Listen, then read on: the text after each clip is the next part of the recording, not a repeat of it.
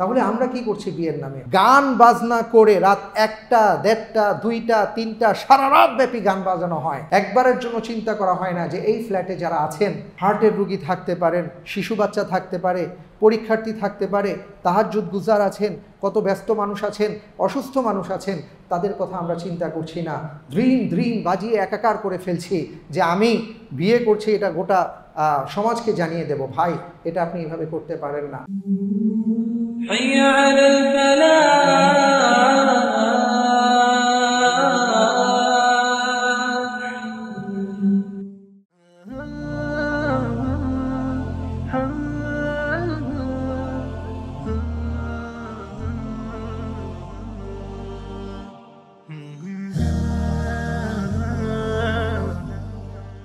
আজকে যে বিষয়গুলো নিয়ে আপনাদের সাথে আমি শেয়ার করতে চাই সেটা হলো আমাদের বিয়ে শাদীটা হলো আল্লাহর পক্ষ থেকে একটা ইবাদত হিসেবে এসছে, তার বান্দাদের জন্য নেয়ামত স্বরূপ এসছে।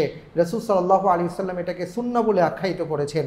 কিন্তু এই সুন্নাহ ভিত্তিক আমল, এই ইবাদতটাকে আমরা নানাভাবে জড়িয়ে এটাকে নষ্ট করে দেই, যেই কারণে সেই বিয়েগুলোর মধ্যে আর রহমত আসে না। কোটি কোটি টাকা ব্যয় করা হয়, হাজার হাজার মানুষের সামনে বিয়ে দেয়া হয়, এত বিশাল আয়োজন করে বিয়ে শাদী হয়, এরপরে 2 মাস 3 মাসের মাথায় বিয়েগুলো ভেঙে যায়, 6 মাসের মাথায় বিয়ে ভেঙে যায়। দুঃখজনক ঘটনাগুলো ঘটে। এর কারণ কি? এর কারণ হচ্ছে ওই বিয়েটা ছিল সুন্নাহ, ওই বিয়েটা ছিল ইবাদত, কিন্তু ইবাদতের ক্ষেত্রে আমরা সেটাকে গজব হিসাবে সেটাকে আমন্ত্রণ জানিয়েছিলাম। এই কারণে আমরা সতর্ক থাকব। এবং বিয়ের মধ্যে এমন কিছু আচরণ আছে যে আচরণগুলো আমরা সংস্কার হিসেবে পালন করে আসছি, যেটার সাথে ইসলামের কোনো সম্পর্ক নেই, বরং অনেক কিছুই হারাম করা হয়েছে, সেগুলো আমরা ভালো মনে করে আমল করছি। আমরা জানি না বিধায় এটা হচ্ছে। আশা করা যায় আমরা যদি জানতে পারি, বুঝতে পারি, তাহলে হয়তো এই জাতীয় কাজগুলো হবে না। আজকে সে বিষয়ে আমি সর্বশেষ কিছু কথা বলতে চাই। এর মধ্যে একটা ব্যাপার ছিল যে আমাদের সমাজে আপনারা দেখবেন একটা ছেলে একটা মেয়ের বিয়ে ঠিক হয়েছে, হঠাৎ করে দেখা গেল যে মেয়েটার কেউ অসুস্থ অথবা ছেলেটার কেউ অসুস্থ, তখন বিয়েটাকে পিছিয়ে দেওয়া হয়। এটা কিন্তু উচিত নয়। বিয়ে এক জিনিস, সুস্থতা অসুস্থতা আরেক জিনিস। একজনের অসুস্থতার জন্য বিয়েটা পিছিয়ে দেওয়া এটা আসলে সুন্নাহসম্মত কাজ নয়। কারণ হাদিসের মধ্যে এসছে, রাসূল সাল্লাল্লাহু আলাইহি ওয়াসাল্লাম বলেছেন যে 3টি জিনিস তোমরা দ্রুত কার্যকর করো। এর মধ্যে একটা হচ্ছে যখন ছেলে মেয়ের বিয়ের বয়স হবে তখন তোমরা সেটা তাড়াতাড়ি সম্পাদন করো। এই বিষয়টা আমাদের মাথায় রাখতে হবে। কারণ আমরা দেখি যে তার দাদি অসুস্থ, নানা অসুস্থ, অমুক অসুস্থ, তিনি আসতে পারবেন না, এটার জন্য বিয়েকে বিলম্বিত করা হয়। এটা উচিত নয়। এরপরে আমরা আরও কিছু বিষয় দেখে থাকি, যেমন মনে করুন যে গায়ে হলুদের নামে আমাদের সমাজে একটা প্রচলন রয়েছে, যেটা সম্পূর্ণভাবে ইসলাম বিবর্জিত একটা বিষয়। এবং আরও ভয়াবহ ব্যাপার হচ্ছে গায়ে হলুদের আরেকটা নাম আছে, যার নাম হচ্ছে গাত্রহরিদ্রা। এই নামটা মূলত একটা সংস্কৃতি নাম, এটারই একটা সংস্করণ হয়ে আমরা এটাকে গায়ে হলুদ নামকরণ করেছি। যেটা অন্য ধর্মের ভাই বোনেরা পালন করে থাকেন সেটা তারা পালন করেন, এটা তাদের পার্সোনাল ব্যাপার, তাদের ধর্মীয় ব্যাপার। কিন্তু আমাদের ক্ষেত্রে যে সতর্কতা রয়েছে, আল্লাহর রসুল বলেছেন মান তাশাব্বাহা বিকওমিন ফাহুয়া মিনহুম, কেউ যদি অন্য কোনো ধর্মের সাদৃশ্য অবলম্বন করে তাহলে তার সাথে কিয়ামতের ময়দানে তার হাসর নাসর হবে। আল্লাহ হিফাজত করুন, আমিন। এবং এই গায়ে হলুদের মাধ্যমে যে কি ধরনের কার্যক্রম হয়ে থাকে আমরা ভালো করেই জানি যে বিয়েতে যেই খরচ করা হয় এর চাইতে কোনো অংশে কম খরচ করা হয় না গায়ে হলুদের অনুষ্ঠানে। সেখানে কি নেই? নাচ আছে, গান আছে, এইটা আছে, সেইটা আছে, ব্যাপরদা, বেহায়াপনা, অশ্লীলতা ইত্যাদি ইত্যাদি দিয়ে একেবারে ভরপুর করে রাখা হয়। আমরা যারা এই জাতীয় কাজগুলো করেছি আল্লাহর কাছে তওবা করব। ভবিষ্যতে যারা বিয়ে করতে যাচ্ছেন তাদেরকে অনুরোধ জানাবো এই জাতীয় কাজগুলো থেকে আপনারা বেঁচে থাকার চেষ্টা করবেন।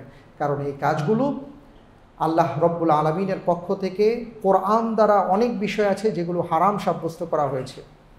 যেমন গানের ব্যাপারটা সুস্পষ্ট হারাম, নাচ তো আরও ভয়াবহ হারাম, বেপরদা হারাম, তারপরে অপচয় করা হচ্ছে। ইন্নাল মুবাদ্দিরিনা কানু ইখওয়ানা শায়াতিন, শয়তানের ভাই বলে আল্লাহ তাআলা, শয়তানের দোসর বলে আল্লাহ তাআলা তাদেরকে পরিচয় করিয়েছেন যারা এইভাবে খরচ করে। তো এমন অনেক ধরনের হারাম কাজের একটা সংমিশ্রণ হয় ইবাদতমূলক কর্মকাণ্ডে। এটা আমরা কিভাবে করতে পারি। আল্লাহ আমাদেরকে বুঝার তৌফিক দান করুন, আল্লাহুম্মা আমিন। আরেকটি বিষয় হচ্ছে যে অত্যাধিক জৌলুসপূর্ণ, আড়ম্বরপূর্ণ, মহা ধুমধাম করে ধার দেনা করে কোটি কোটি টাকা খরচ করে বিয়ে দেওয়া হয়। আপনারা দেখবেন অনেক ক্ষেত্রেই দেখা যায় যে মেয়ের বাবা টাকা খরচ করে, অনেক টাকা খরচ করে ধার দেনা করে বিয়ে শাদী দেন, কারণ ছেলের পাত্রপক্ষ এই দাবি করেছে, সেই দাবি করেছে। এই দাবির টাকা মেটাতে গিয়ে বা ওই অনুষ্ঠান করতে গিয়ে অসংখ্য তার দায় নিতে হয়, যে দায়গুলো পরবর্তীতে তিনি শোধ করতে পারেন না, এবং শুরু থেকেই তার একটা বিপর্যয়ের মধ্য দিয়ে জীবনযাপন শুরু হয়ে যায়। এবং এই জাতীয় বিয়ের ক্ষেত্রে কোনো রহমত নেই, কোনো বরকত নেই, কারণ রাসূল সাল্লাল্লাহু আলাইহি ওয়াসাল্লাম বলেছেন, আযমুন নিকাহি বারাকা আইসারুহু মাউতা, যেই বিয়ের মধ্যে সহজতা আছে, অল্প খরচ আছে, সেই বিয়েতে আল্লাহর পক্ষ থেকে রহমত রয়েছে, বরকত রয়েছে, সুবহানাল্লাহ। এবং বিয়ের মধ্যে আরেকটা ব্যাপার ইদানিং লক্ষ্য করা যায় যে আতশবাজি ফুটানো হয়, আপনারা দেখেছেন, হ্যাঁ, নানাভাবে আতশবাজি ফুটানো হয়।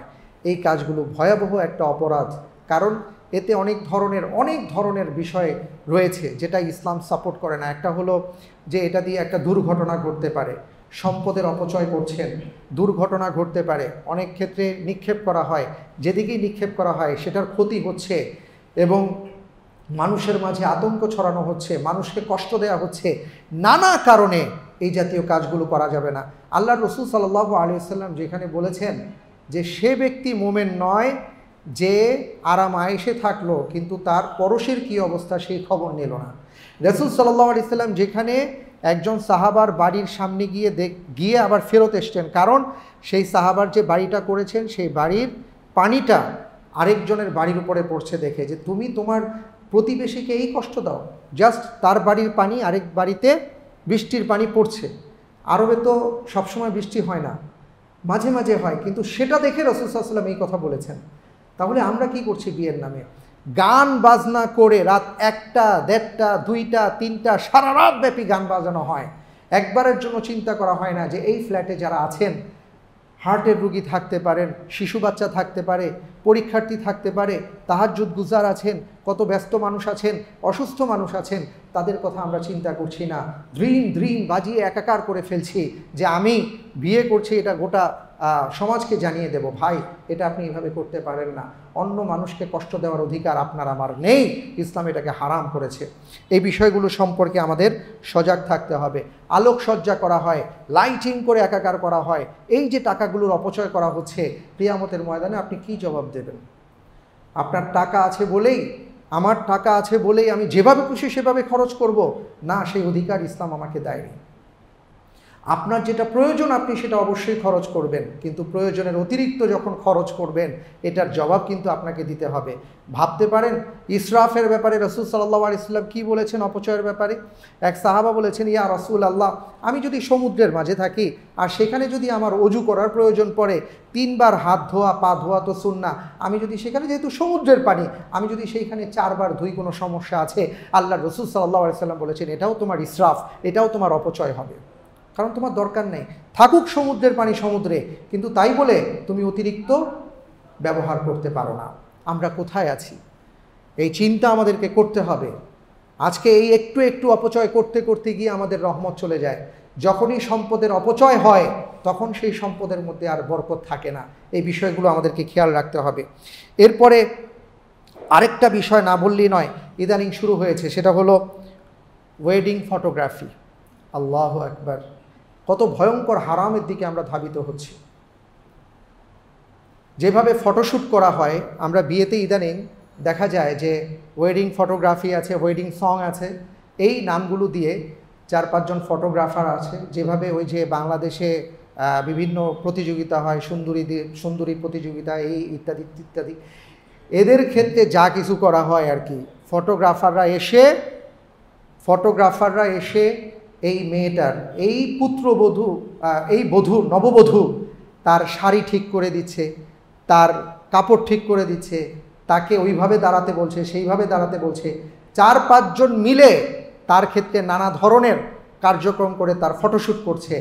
আল্লাহু আকবার, করবে বিয়ে, কি কথা ছিল, কোথায় চলে যাচ্ছে। এবং এই কাজগুলো যে কত বড় হারাম, এটা আমরা উপলব্ধি করতে পেরেও যারা করছি, আল্লাহ যেন আমাদেরকে মাফ করেন। আমরা অনেকে ভাবি যে আমি হজ করে আসছি, আমি তো 5 ওয়াক্ত নামাজ পড়ি, আমার ছেলে পেলে একটু করেছে। এই ছেলে পেলের জবাব কিন্তু আপনাদেরকে দিতে হবে, যারা অভিভাবক আছেন। এই হারাম কাজ যারা করবে আর যারা অধীনস্থ, যাদের অধীনস্থ হয়ে করবে, তাদেরকে জবাবদিহি করতে হবে। যেখানে বিয়ের মধ্যে আল্লাহ রসুল সাল্লাল্লাহু আলাইহি সাল্লাম সহজ বিয়ের কথা বলেছেন, সেইখানে বিয়েটাকে কোথায় দাঁড় করিয়েছি যে এখন আমরা এটাকে একেবারে সিনেমা শো বানিয়ে ফেলেছি, যে মানুষকে দেখাতে হবে। এবং ফটোশ্যুটের নামে যা করা হচ্ছে, এগুলো নিয়ে কিছু দুঃখজনক ঘটনাও এসছে। যাই হোক, আমরা সেদিকে যাচ্ছি না। এই বিষয়গুলো থেকে আমরা বেঁচে থাকবো, এগুলো হারাম, এই সব কাজ আমরা করব না। আরেকটা ব্যাপার আছে যৌতুক। এটা আমরা সবাই জানি, যৌতুক দেয়া অপরাধ, নেওয়া অপরাধ। তারপরেও ইনিয়ে বিনিয়ে যৌতুক চাওয়া হয়। সেদিন একজন ভাই বলছিলেন যে পাত্রপক্ষ খুবই ইসলামিক, তারা ইসলাম শরিয়া সম্মতভাবে বিয়ে করাতে চান, খুব ভালো কথা, কিন্তু তারা বলেছেন তাদের একটা রেওয়াজ আছে। বুঝতে পেরেছেন? বিয়ে করাবেন শরিয়া ভিত্তিক, কিন্তু তাদের কিছু রেওয়াজ আছে। সে রেওয়াজ কি? রেওয়াজ হলো যে মেয়ের সাথে আরও অনেক কিছু দিতে হবে।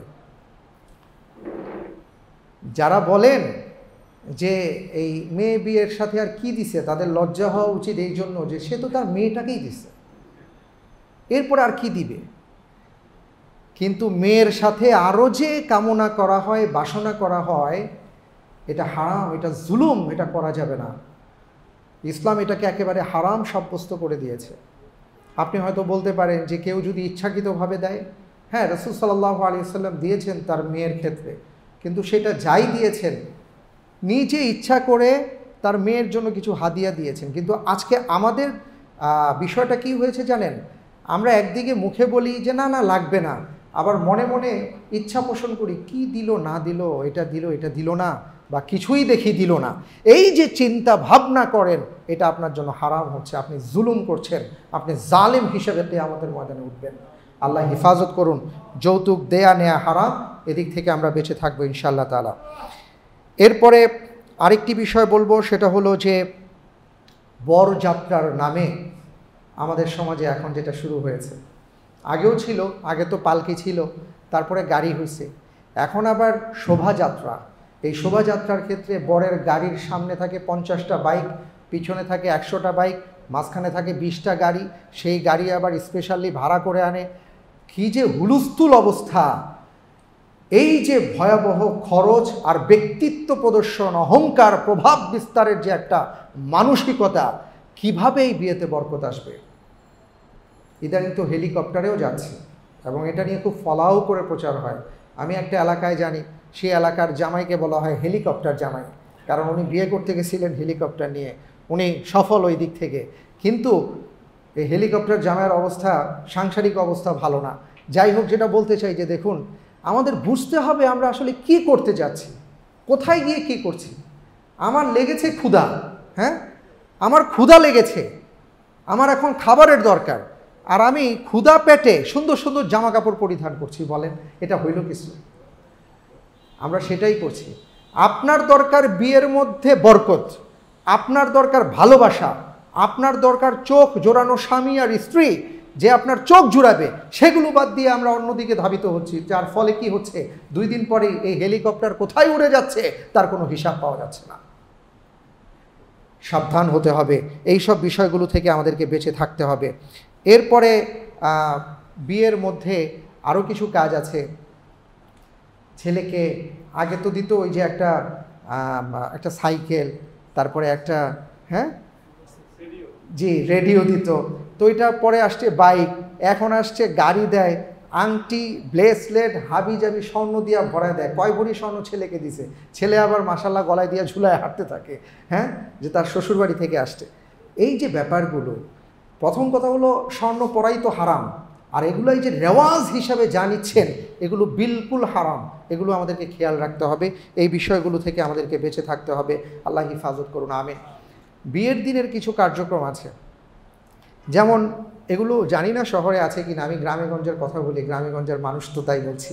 যাই হোক, যেটা বলতে চাচ্ছিলাম যে যদি ছেলের ভাবিরা থাকে, তাহলে নাকি ভাবিদের গোসল দিতে হয়, বিয়ের গোসল নাকি ভাবিরা দিতে হয়।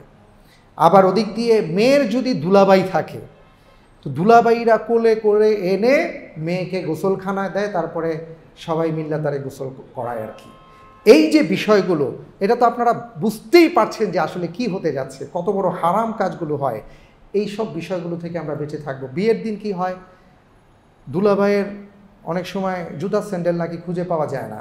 ঠিক আছে, এটা যারা নিছে, কিন্তু হাত ধোয়াতে হবে শালিদেরকে, এটা পাইলো কই আর কি। শালিরা হাত ধোয়ায় দিলে জামাইবাবু তিনি তখন হাত ধুবেন, খাবেন, শালি খাওয়াই দিতে হবে, ওনার খাওয়ার সময় শালিরা বসতে হবে, শালিরা এসে একটু দুষ্টুমি করতে হবে। এই যে বিষয়গুলো আর কি, আমরা দুষ্টুমি ফানের ছলে আমরা কোথায় দাঁড় করিয়ে দিয়েছি, একবারের জন্য আমরা চিন্তা করছি না। শয়তান আমাদের কোথায় নিয়ে যাচ্ছে আমরা ভাবতেও পারছি না। অথচ রাসূল সাল্লাল্লাহু আলাইহি সাল্লাম বলেছেন, শালীদেরকে দুলাভাইয়ের ব্যাপারে সতর্ক করেছেন আর ভাবিদেরকে দেবরের ব্যাপারে সতর্ক করেছেন যে এরা হচ্ছে তোমাদের মৃত্যুর মতন, মৃত্যুকে যেমন ভয় করো এদেরকে এমন ভয় করো। আর আমরা বিয়ের মধ্যে এগুলো না হলে নাকি বিয়েই হয় না, বিয়াই না হলে নাকি জমেই না। কি অবস্থা চিন্তা করতে পারেন। আল্লাহ হিফাজত করুন, আমিন। এরপরে আরও কিছু বিষয় আমরা দেখে থাকি, যেটা হচ্ছে যে বরযাত্রা আগে ছিল, এখন তো কনে যাত্রাও শুরু হয়েছে। এটা ভাইরাল হওয়ার জন্য অনেকে অনেক কিছুই করছেন। এখন কে কিভাবে ভাইরাল হতে পারেন এটার একটা প্রতিযোগিতা শুরু হয়েছে। সামনে যে আরও কি হবে আল্লাহই ভালো জানেন। আমাদেরকে আল্লাহ হিফাজত করুন, আমরা যেন রহমতের বিষয়টা গজবে পরিণত না করি, সেদিকে আমরা লক্ষ্য রাখব। আরেকটা গুরুত্বপূর্ণ কথা বলি, সেটা হচ্ছে বিয়ে যখন হয়, বিয়েটা হওয়ার পরে মাশাআল্লাহ এখন ছেলে মেয়ে তারা যাচ্ছে, ওই মুরব্বীদেরকে কদমবুচি করতে হয়। আমরা বলি পা ধরে সালাম করা।